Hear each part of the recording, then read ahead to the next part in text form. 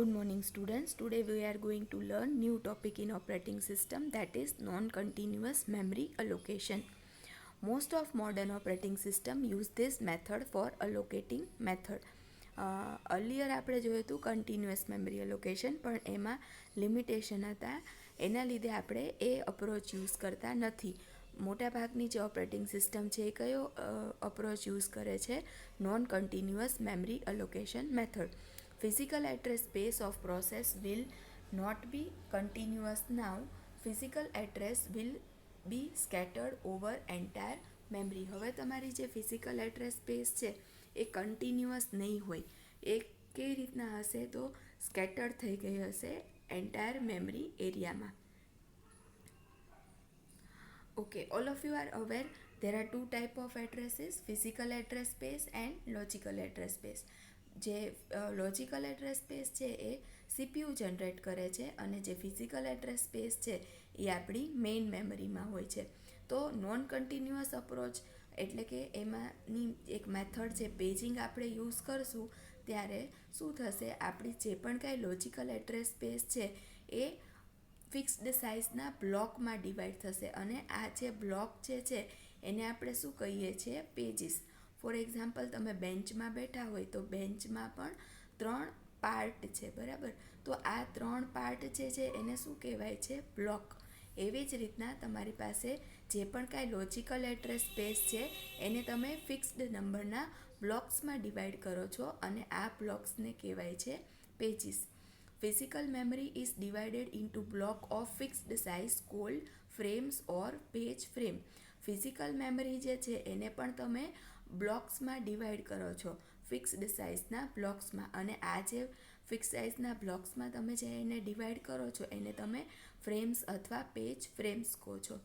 The page and frames will be of same size and typically power of 2. હવે તમે જે રીતના blocks બનાવો છો લોજિકલ એડ્રેસ સ્પેસ અને ફિઝિકલ એડ્રેસ સ્પેસમાં, લોજિકલ એડ્રેસ સ્પેસમાં બ્લોક બનાવો એને પેજીસ કહેવાય અને ફિઝિકલ એડ્રેસ સ્પેસમાં બ્લોક્સ બનાવો એને કહેવાય frame.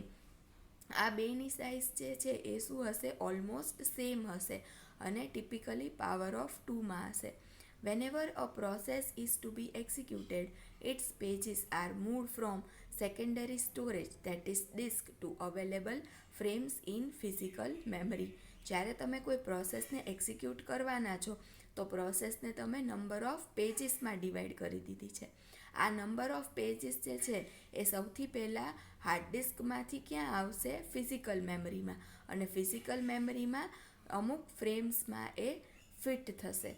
So memory allocation method refers to task of finding free frames in memory, allocating them to pages and keeping track of which frame belongs to which page. એટલે હવે જ્યારે આપણે memory allocation કરવાનું છે ત્યારે સૌથી પહેલાં આપણે શું ફાઇન્ડ કરવું પડશે? Free frames. મેઇન મેમરીમાં પ્રોસેસના પાર્ટ્સને આવવા માટે ફ્રી ફ્રેમ્સ અવેલેબલ છે. એકવાર આપણે ફ્રેમ્સ ફાઇન્ડ કરી લીધી તો આપણે એના રિસ્પેક્ટિવ શું ફાઇન્ડ કરવા પડશે? પેજ ફાઇન્ડ કરવા પડશે. એટલે ફ્રેમ્સને આપણે કોને આપશું? પેજીસને આપશું.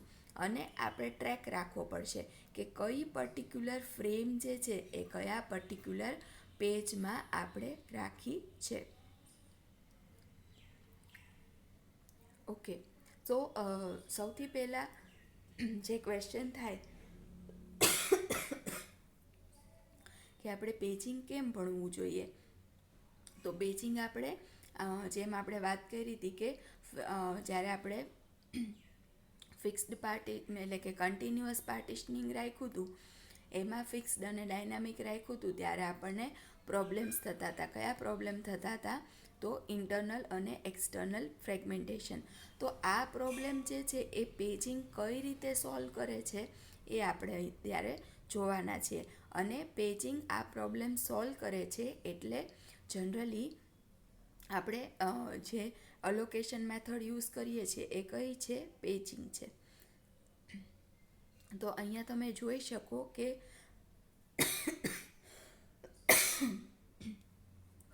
અહીંયા તમે જોઈ શકો કે તમારી જે પ્રોસેસ P1 છે એ મલ્ટિપલ પેજીસમાં ડિવાઈડ થઈ છે.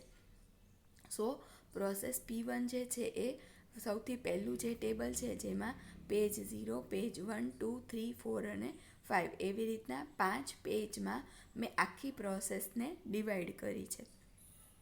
આ જે પ્રોસેસ જે છે એ હવે ક્યાં આવશે? મેઇન મેમરીમાં. બરાબર, તો મેઇન મેમરીમાં મેં પાર્ટીશન ક્રિએટ કર્યા છે. પાર્ટીશન ક્રિએટ કર્યા છે એને કહેવાશે ફ્રેમ. તો મેઇન મેમરીમાં જે સૌથી પહેલી 5 ફ્રેમ ખાલી છે ત્યાં મારી પ્રોસેસ P1 જે છે એ આવશે.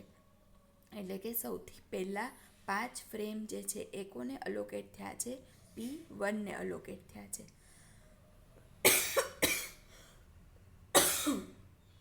નેક્સ્ટ 2 જે ફ્રેમ જે છે એ કોને અલોકેટ થયા છે? P2 ને અલોકેટ થયા છે.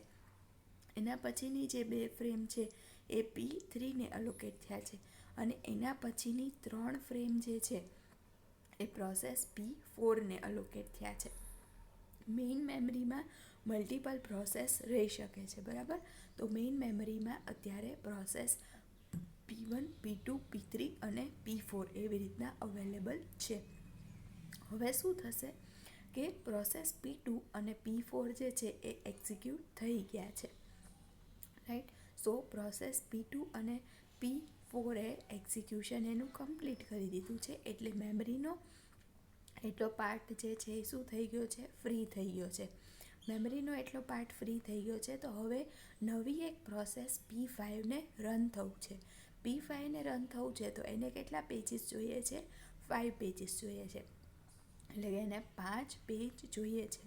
તો તમે જોઈ શકો કે ઉપર 2 પેજીસ જે P2 એ પેજ રાખ્યા હતા એ હવે શું થઈ ગયા છે? ફ્રી થઈ ગયા છે. અને નીચે પણ 3 પેજ જે P4ના હતા એ ફ્રી થઈ ગયા છે. તો હવે P2 અને P2ની બદલે ઉપર શું આવી જશે? P5 અને P5. અને નીચે 3 બ્લોક હતા P4ના, ત્યાં શું આવી જશે? પ્રોસેસ P5, P5 અને P5. આવું કેમ પોસિબલ છે? કેમ કે તમે નોન કન્ટિન્યુઅસ અલોકેશન મેથડનો યુઝ કરો છો. જો તમે કન્ટિન્યુઅસ અલોકેશન કરતા હોત તો P5ને એક લાઇનમાં આવવું પડત.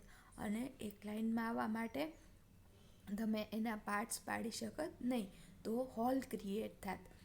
2 MBનો એક હોલ ઉપર ક્રિએટ થાત અને 3 MBનો એક હોલ નીચે ક્રિએટ થાત.